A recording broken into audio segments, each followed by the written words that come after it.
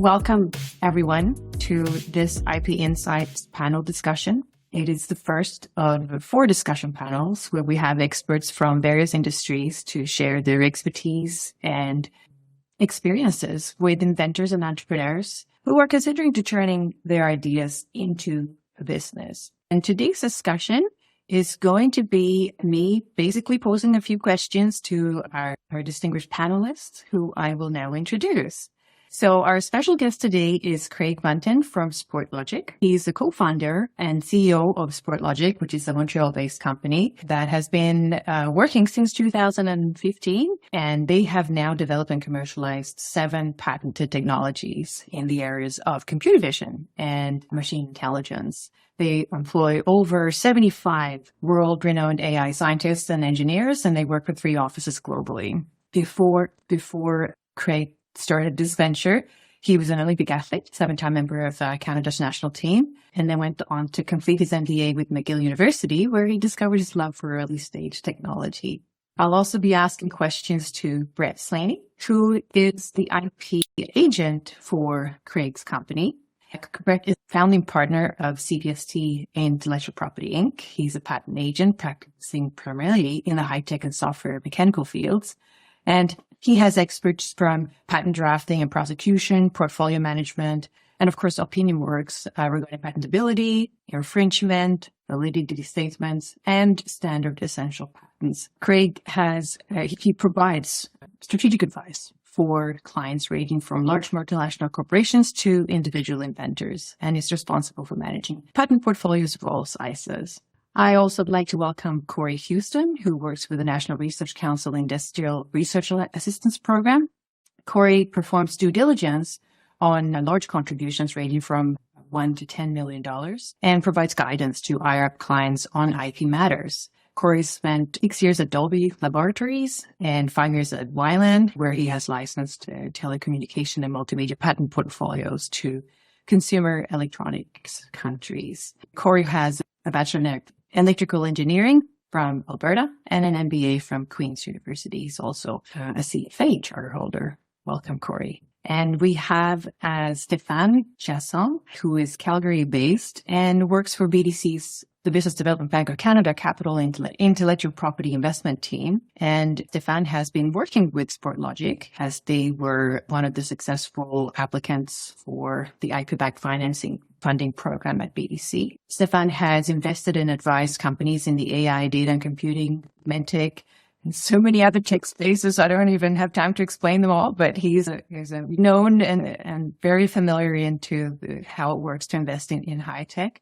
And before coming over to BDC, he's been working and investing in over 25 Western Canadian-based companies. He's spent 4 years at Ernst & Young and has a CPA designation and has also studied to an honors of finance. We also have the pleasure of welcoming Monica Kopp, who is a senior advisor and at the Business Advisory Directorate at the Office of the Privacy Commissioner of Canada. We've invited the OPC because it's important that we understand the privacy rules around data and computing. Monica is the graduate of the University of Ottawa and Osgoode Hall Law School, and has been called to the Ontario Bar in 2014. And before coming to OPC, she worked as a research lawyer at the Legislative Assembly of Ontario, and she's been working as a litigator at the civil litigation boutique firm in Toronto. And my name is Lisa Desjardins. I'm the manager of the Business Services Design and Development team here at ZIPO. I work for the Intellectual Property Awareness and Education Directory, providing presentations and all kinds of learning materials for IP awareness. So without further ado, I'd like to start off with you, Craig. I was wondering if you could give us a short summary of the Sportlogic venture and basically your IP journey. Absolutely. I mean, a little bit of background on Sportlogic. So I found myself in 2013, 2014.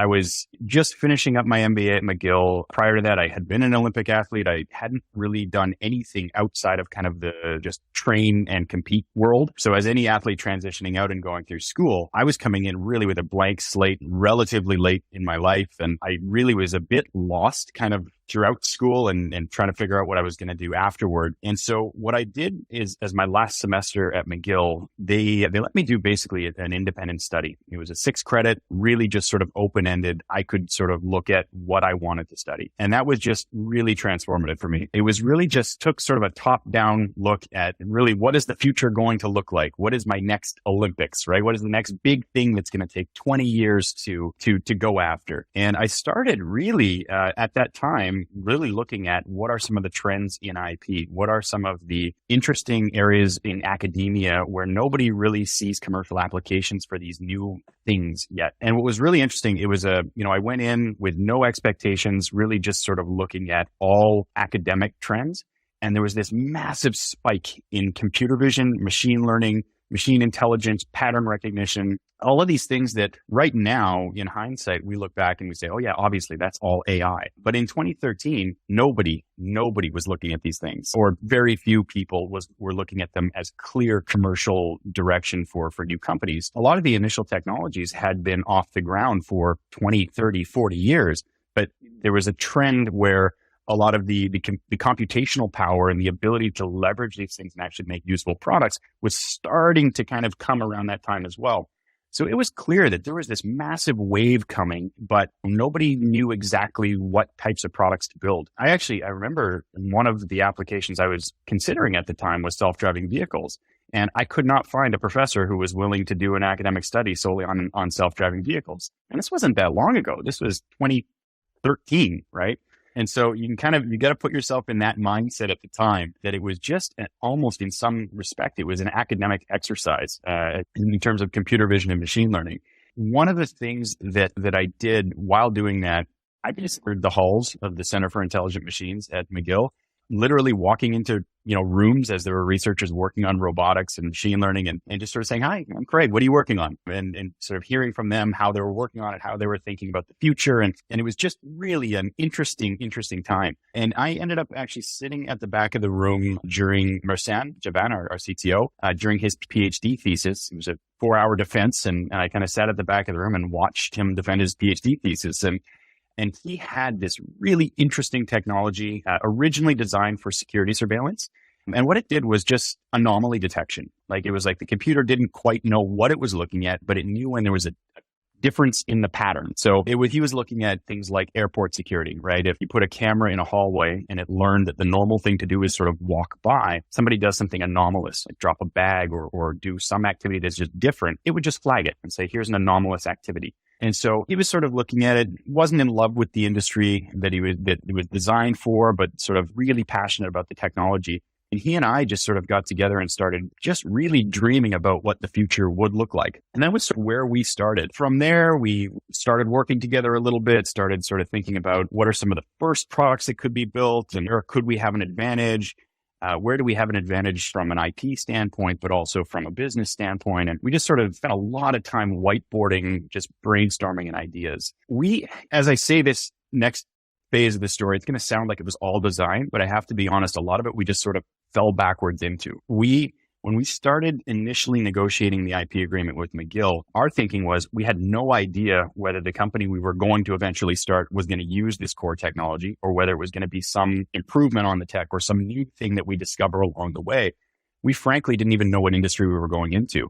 We thought maybe we were starting a self-driving vehicle company, didn't know. And so we negotiated an agreement with McGill, which I just kudos to them because I think they were really forward thinking in the way that they thought about it. But we put in there's a 1 or 2 year agreement with them that was essentially an option agreement. So if we decide to exercise this option, McGill will get a piece of the company, right? And then we will all work together. If we never exercise the option, if the technology never works, we don't exercise it, no harm, no foul. And so we put that agreement in place, and that sort of incentivized everybody and galvanized everybody around this idea that we wanted to figure out how to productize this thing together. So in that sense, we kind of had a partner right out of the gate with McGill.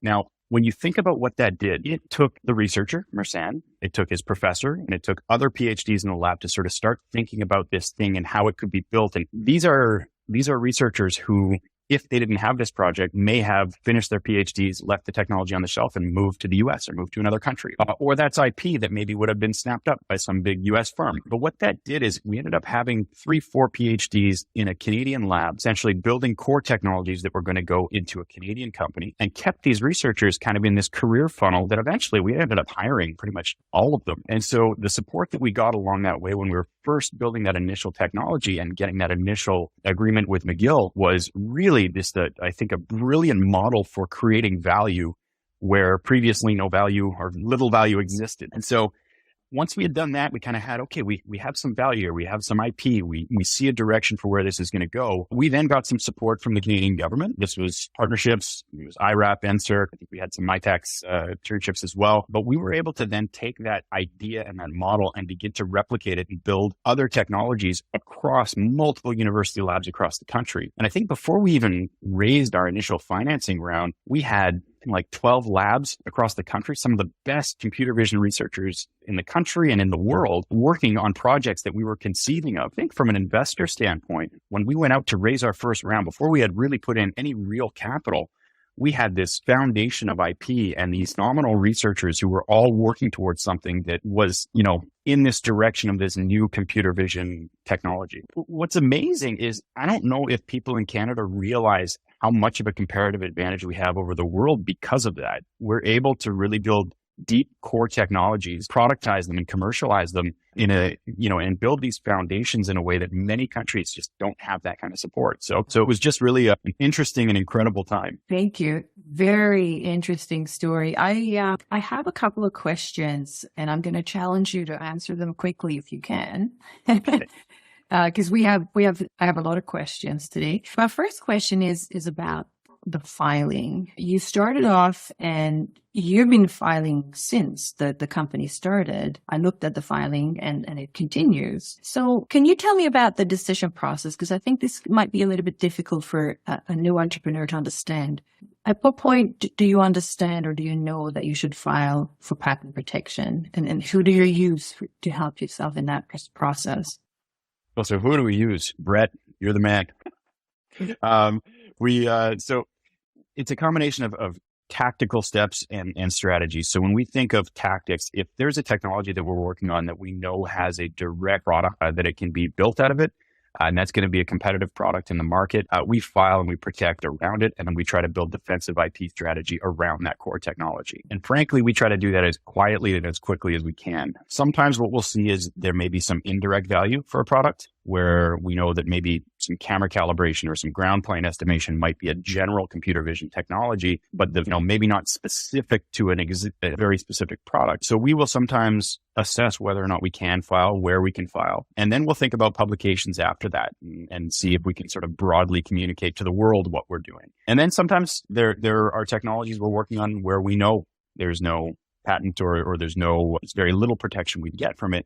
And we'll oftentimes publicize what we're doing in that, both to kind of help the computer vision community and inspire a lot of our researchers internally to show their work, but also to broadcast to investors and to others in the industry what we're doing. That's excellent. And thanks for mentioning how you work with publications. I think that's a great strategy. And it's a question that we get quite frequently because people don't necessarily know in which order it comes. But thanks for highlighting the fact that publications can be also part of your IP strategy. We have tools where you can learn more about IP, and we have also a series of web pages where you can learn more about IP strategy. So thank you so much, Craig. I'm going to turn over to you now, Brett, because I know you're the right hand of Craig's IP questions. What would you say has contributed to most to Sportlogic's success as you've dealt with so many other companies? Thanks, Lisa. That's a great question. There's a lot of things that come to mind.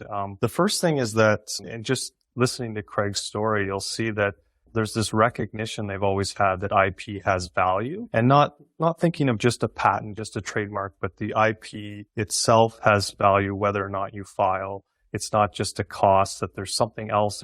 It kind of goes hand in hand with what the company's vision is, what they're doing.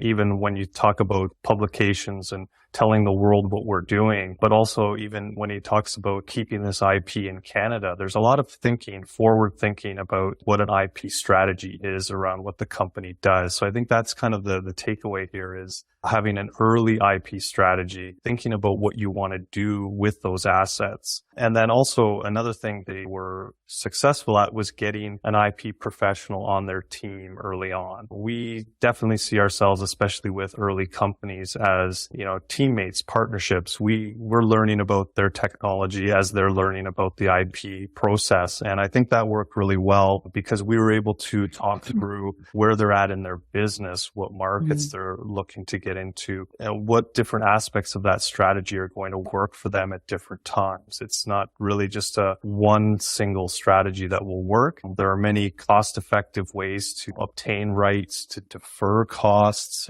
There's just a lot of thinking involved. And I think one thing that SportLogic did a great job of from the beginning is looking ahead and having IP as part of the overall strategy, not just an afterthought, not just an annoying expense. That's great. Thank you so much for that, because we often get questions where we can tell that sometimes people are having a hard time distinguishing between a filing strategy and the overall IP strategy. So I was wondering if you could perhaps clarify a little bit the two. Yeah, I think the filing strategy is sort of a subset of the IP strategy because not all IP is necessarily something that you will protect with a filing. A filing is the pursuit of an actual right, whether it be a patent, whether it be a trademark. Sometimes there are things you don't want to disclose. Maybe they'll be a trade secret. Maybe there will be things that want to contribute to an open standard. And there's reasons why you'll treat part of it as an IP right that you want to protect, and then others might contribute to a collaboration. So I think an IP filing I really see as part of the overall IP strategy. And I think regardless of what you think of a product, a service, or the IP, generally speaking, you're going to have a strategy around that. And then an IP filing may be something that comes out of that.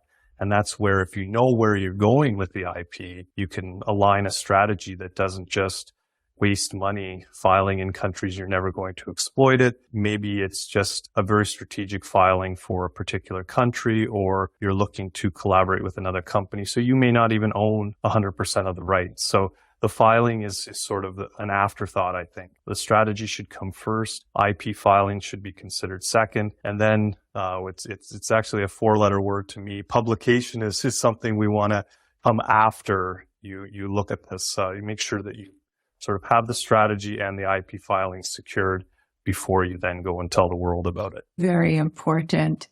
A lot of entrepreneurs kind of bootstrap and they come in and they don't have a lot of cash and they think IP is going to cost them a lot. I was wondering, can you give us a range of what the main costing blocks and the time ranges are for the typical filing route is for patents? Yeah, so I'll use sort of an example of a typical Canadian-based company like SportLogic.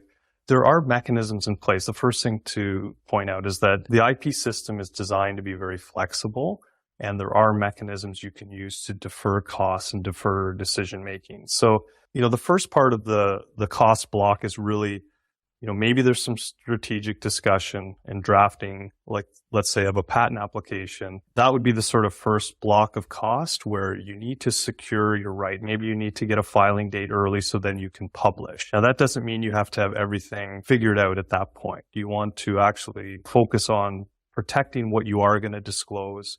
You may not know what you're going to claim yet. You may not know which countries, but you can do a provisional filing in the United States, for example, secure a filing date, and then you have up to 1 year before there's a new set of costs. So that allows you, especially if you have an IP professional that works with the company to try to, I like to get the client to contribute as much as they can because that brings the costs down. There's a lot of drafting, preparation of diagrams and things like that, and we can find ways to get the costs down. Secure that filing date, then you have another year until you need to determine whether or not you want to go ahead with it. And then you may file an international application, which can then buy you another 18 months before you decide which individual countries. So there are really three different blocks of time. There's the initial filing, There's the, am I going to really go ahead with this? And then there's the third stage, which is, which countries do I want to file in? And there are ways to, you can basically defer the big costs for up to 30 months. And in a high-tech space, that can be very valuable because within 30 months, you may know whether this is going to go anywhere, and you can make decisions accordingly. That's great. Thank you for explaining that. IPIC, the IP Institute of Canada, has a great information series on why you would use a professional and how to prepare for your discussion with one.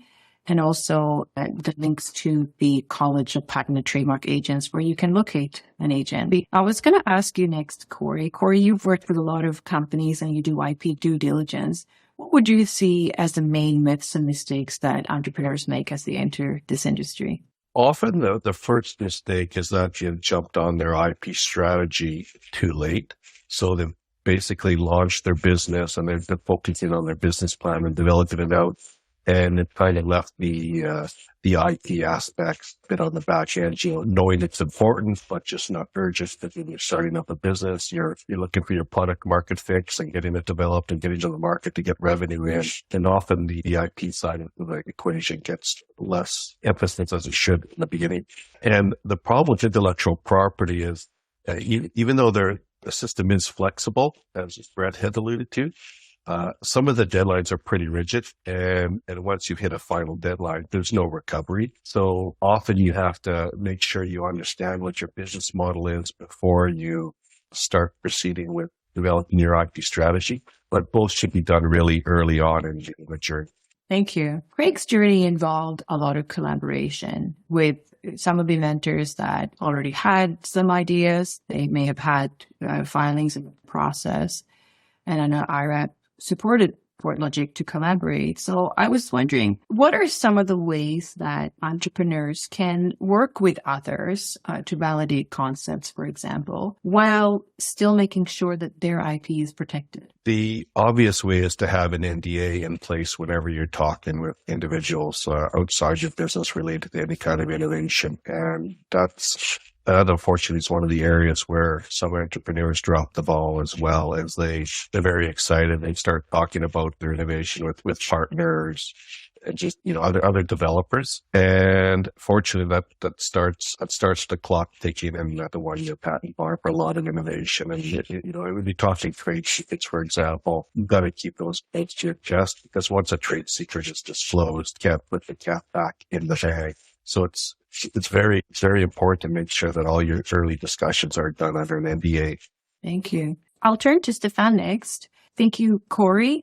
I mean, many entrepreneurs are experts in their technical field, and so they have a good idea of what the competing technologies are and perhaps a good feel for the market. But maybe some of them struggle to see exactly how IP rights can help them carve out that space for them in the market. And I know this is something that you're looking for. What did you see in SportLogic's IP portfolio that creates that market moat fit? Yeah, great. Typically, when we look at a business, and particularly in the case with SportLogic, we're looking for an interlocking IP strategy that's comprehensive and not just focused on patents, which is kind of reflective of some of the earlier discussion. And really what we're trying to see is that the IP strategy holistically is providing freedom to operate for the business in order to be able to actually go out and execute on their plan. But alternatively, we want to see that the IP assets are really supportive of the value proposition for the business. So when we think about that at a little more granular level, we're talking about the context of SportLogic, which is a data-rich company. We're looking to make sure that they have either proprietary data or agreements that allow them to access data, so licensing agreements that'll make sure that they can continue to access the data they need to kind of feed their algorithms, that their patents are actually directly related to their competitive advantage and their value proposition, and that their use of trade secrets reinforces kind of that whole strategy to ensure that they're able to continue to kind of keep one step ahead of the competition. And so it's really kind of the combination of all those things as they come together that create moat for the company. And that's then tied back sort of to the product features and advantages. So when we're looking at the program of the BDC IP-backed financing program. What kind of recommendations would you give to companies in a broad stroke to verify that you have this good fit? How can an entrepreneur start to think of it? Right. Yeah, I think one of the biggest misconceptions that we see is that in order to have an IP strategy, you need to have granted patents. And the reality is that, any business should be working on developing that muscle around IP strategy. And so as you're developing your business plan, you should be concurrently developing your IP strategy, which really what that means is you have procedures in place to recognize IP that's being generated, document the IP that's being generated, and protect that IP. And so in some cases, that would mean really strong documentation of your trade secret, which could potentially, if the conditions are right, lead to a filing of some kind, but also making sure that you're securing other pieces of important IP in your business, which could be exclusive agreements with a data provider, for example. All those things are going to kind of come together to build that strategy, and making sure you have the documentation, the right procedures in place, and the right advice kind of in your bench will, I think, create a strong foundation for the strategy, which will then position you well to receive capital from an investor that's focused on businesses that have robust, strong, differentiated IP strategy. Thank you, Stefan. I have a question in the chat. I will take it in a little moment, and I think I would ask that question probably to both Craig and Stefan. So if you want to look at Citali Real's question in the meantime, maybe you have some answers to it. She's asking, or he's asking, what percentage of your cost or expenses should the business prepare to allocate for your IP strategies? We can think about that. Thank you, Stefan. I'm going to turn over to Monica now, because Sportlogiq is one example of a company, but a lot of the data and computing companies are going into space where there is a lot of information, and what clients want and need for that to make sense is to personalize it. So keeping preferences, having a login account, where it starts to get personalized. And this is where some of the regulations become really, really important. So what are the main regulations that companies in this space should be aware of, and where can they learn more? So before I jump into the regulations, I just want to talk briefly about the importance of privacy to businesses that collect, use, and disclose personal information. By respecting the privacy of individuals, which you do when you comply with privacy laws, you will limit various risks and costs.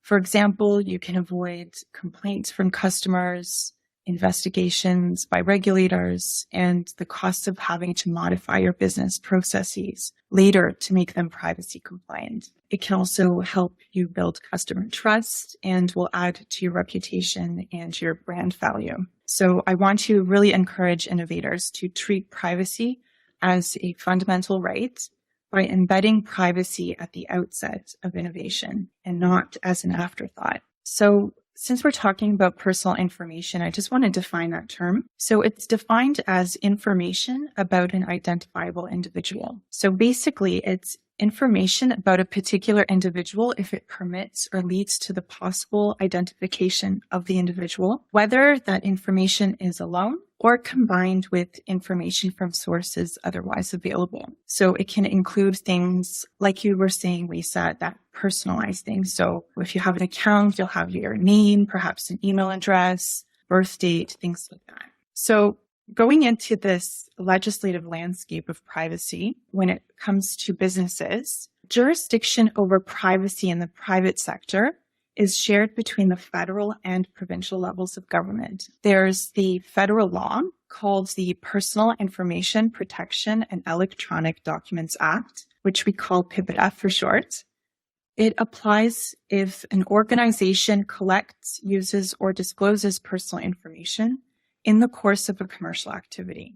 PIPEDA applies by default in provinces that have not enacted their own privacy laws applying to the private sector, and it applies in Canada's 3 territories. There are 3 provinces in Canada, which are BC, Alberta, and Quebec, that have enacted their own privacy laws applying to the private sector. So in those 3 provinces, when businesses collect, use, or disclose personal information within the province, the provincial law applies. But PIPEDA will apply to businesses in BC, Alberta, and Quebec if the business collects, uses, or discloses personal information across provincial or national borders. If the business is dealing with personal health information specifically, the organization may also need to comply with provincial health privacy laws. So as you can see, this can get complicated. And so it's always good to get legal advice if you're not sure.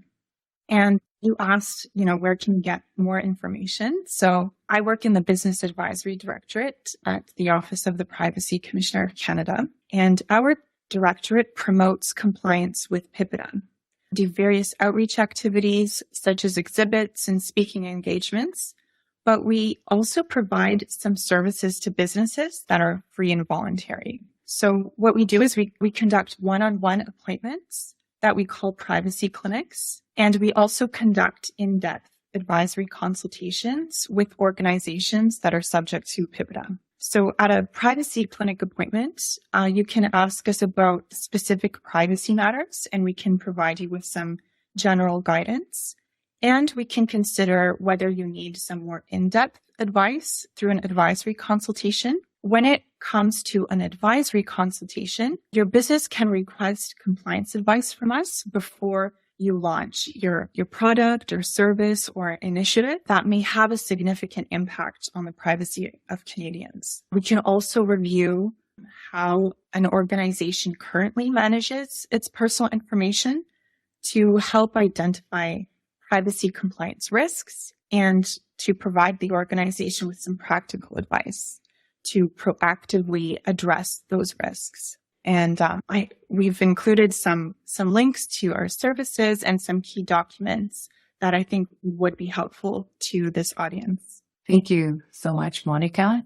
We've been talking about intellectual property and having it at the top of mind as you start your enterprise, and privacy matters, that you need to have that fundamental right built into your product right from the get-go. And I think the next question kind of pertains to that, because it's talking about what percentage of cost or expenses that you should kind of allocate towards IP. I think it's a really good question. And I think I'll start with you, Craig. What would you tell someone who asked you that question? I hate this answer, but it depends. And it really depends on what stage of company you have, how much access to capital you have, how deep is your technology in the industry that you're going after, right? Is this something that is completely novel and critical to take this, is it a new industry enabling technology? It really depends, and it sort of broadly varies. For us, without getting into sort of dollars and cents, it was really important to us early on because every dollar that we put into that initial IP, we were getting back tenfold in the value of our company and the value that we were able to go out to new investors. So we had very little cash or products initially, but Mark Cuban came in and invested because we had this phenomenal technology. That might not be the case for every business. So the best advice I can give is to surround yourself with really smart people who have broad experience across multiple industries, and they can maybe help guide those types of questions. Thank you. Brett, you're the one charging for these services. What would it cost in the beginning for someone to get started? I say you should think sort of stepwise, like an initial consultation. One sort of thing that people are perception, I guess, is that you engage a patent agent or an IP lawyer and you're immediately going to get a big bill for all of this advice. And I know personally, I tend to be quite open to a quick 20, 30-minute discussion with someone. I often get referrals. So it's like someone I've worked with before, or someone who's worked with me before has referred me. And I have no problem with a free 20, 30-minute discussion. And in 20 minutes, I can often determine whether IP is important to what they're doing, because it's just identifying, like Craig says, where are you going with this? Like, is this a brand new industry versus are you doing something incremental? And maybe IP is a discussion you push down the road, or maybe it's very immediate and you can plan for that. And so I think the cost can vary. Like if you get into that discussion and you determine that you have a huge freedom to operate issue, you might have to spend tens of thousands of dollars just to determine whether it's go or no go. But sometimes it's better to do that than to get millions of dollars in and realize that you can't really commercialize your invention. So I think just that early discussion, if you've got someone, a friend or a colleague, or you've worked at a company before and you know someone who is an IP professional, I encourage you to reach out through your contacts, through your network. And yeah, if you're surrounding yourselves with mentors and things like that, often someone will know someone who's quite willing to do that. I know a lot of my colleagues in the industry at other firms and firm as well are quite willing to do this. So that's definitely one takeaway I'd like to put out there. Thank you. So Craig, you mentioned value and getting the value back tenfold, sometimes more. This is what the investors see. Ultimately, it does come down to value. And I was going to ask, Stefan, I know your colleagues, you actually do valuations when somebody presents their company and their IP portfolio. What are the elements that you look at when you do a valuation? If you were to explain that to an SME, you need to look at what things exactly? Before we step to that, I actually just wanted to kind of flip this question around a little bit on the cost structure, because I think a big misconception is actually with respect to what the intended use of a patent portfolio might be for an early stage company. And so on the one hand, the ability to raise capital is a valid reason. But I think when you're thinking about building your IP portfolio, especially for a startup or a scale up, you really want to focus more on the defensive nature of the portfolio. Litigation is extremely expensive. And so when I think about building an IP portfolio at this stage, I'm really thinking about more like, what is at the minimum that I need to do at least to ensure that I'm able to continue selling my product, continue to iterate and advance my technology within my respective space. And so that's probably the lens that I would look at the IP portfolio from, is more, how is the IP portfolio going to enable me to continue doing what I'm already doing and advance on that, and less, how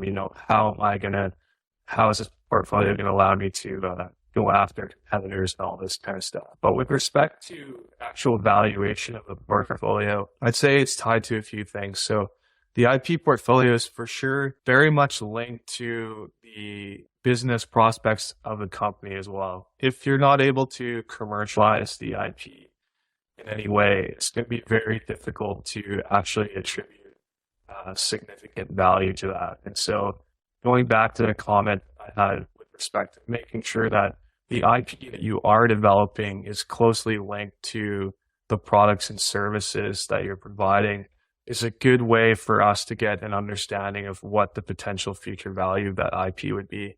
The second piece is obviously understanding the context of where that IP might be valuable. And so in the case of Sportlogiq, for example, as we were looking at the IP landscape, companies that were coming up that were competitors not with business, but with the IP, so to speak, were companies that included things like Activision, Blizzard, and Electronic Arts Entertainment, who you might think of as game manufacturers, but they actually use a lot of computer vision technology.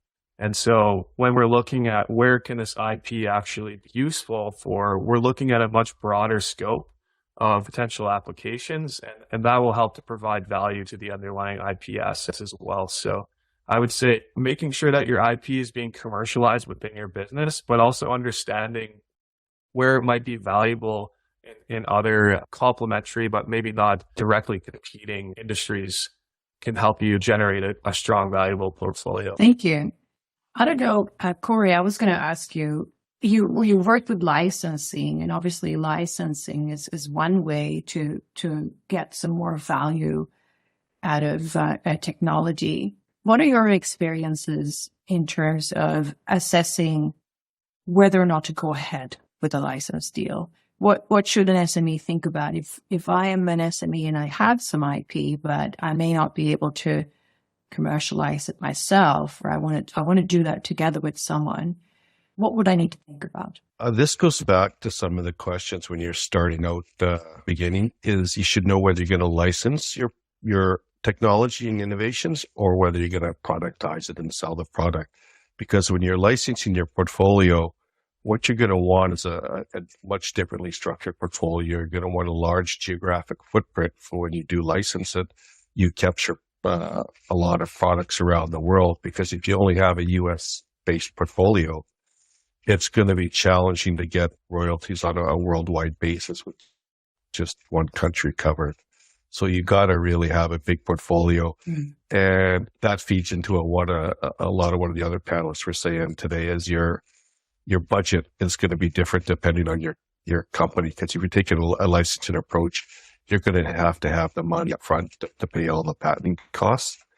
And if you're looking at a company like Craig's who's looking to productize the company, he'll invest in a few patents and he'll target some of the high running countries. But if you're licensing it, you want to really go deep and get a far breadth with your patent portfolio, get a good footprint. And that does become expensive. Thank you. I was going to wrap up with a quick roundtable. You provided us with some really great quotes, I think. And so I was going to ask you one by one to give a piece of advice to an entrepreneur who is just getting started with their data or computing invention. It's like a reverse elevator's pitch almost. So Craig, what would you say if I was an entrepreneur and I had no idea what to do next? It sounds cliche, but surround yourself with great people. I said it earlier, it's definitely, without question, the first piece of advice that I'd say. When you first start a company, you have no cash. All you have is sort of the value of the people and the ideas and the sort of things that you can build. So really just push hard to surround yourself with really smart people who can build great technologies and really smart people who understand how to protect them. Thank you.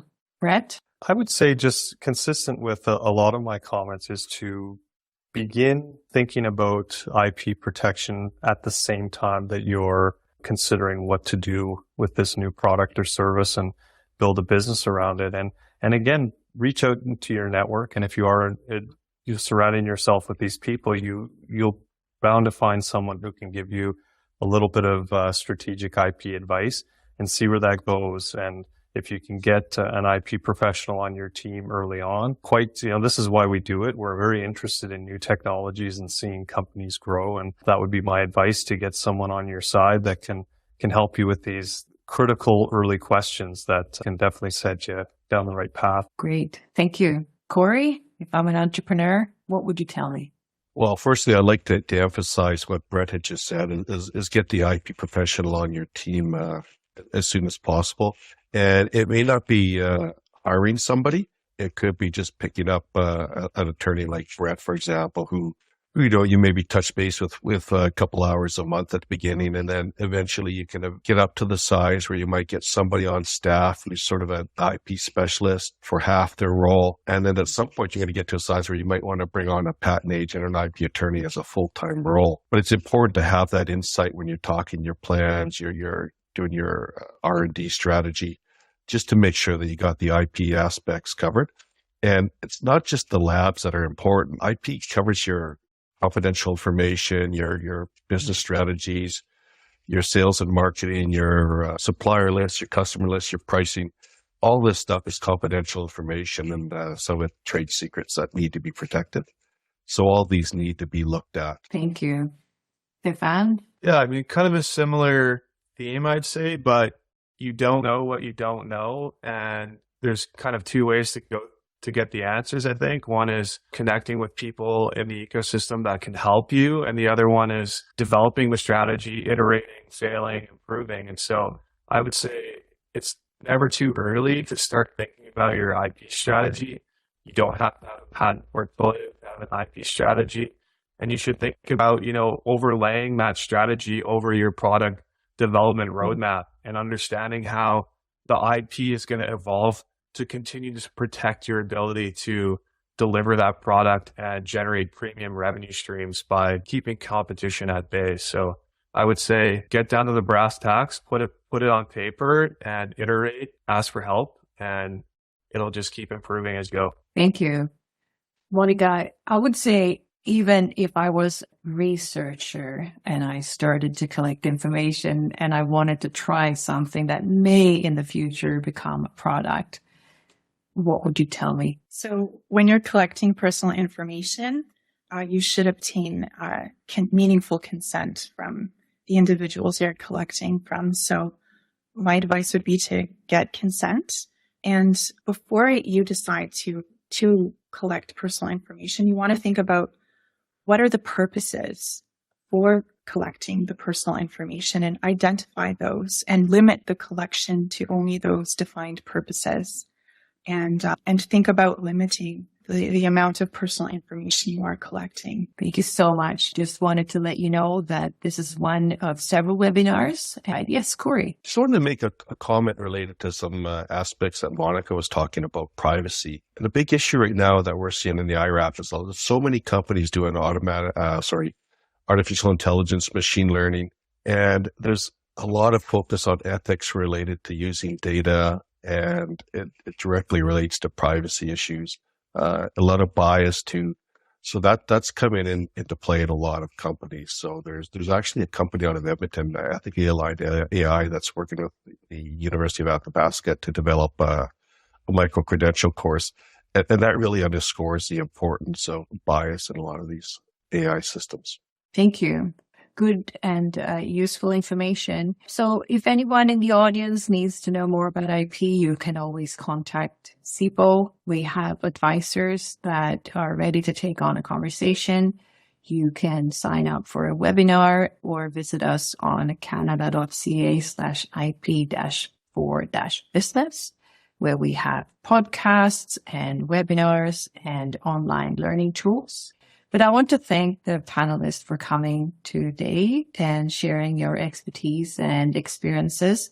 This is exceptionally valuable to the audience members and myself and CIPO, because we want to make sure that we can show people how IP is used in real life and try to help people understand how to use IP more effectively. So with that, I will conclude today's panel discussion and wish you a great remaining of the day. And once again, thank you so much.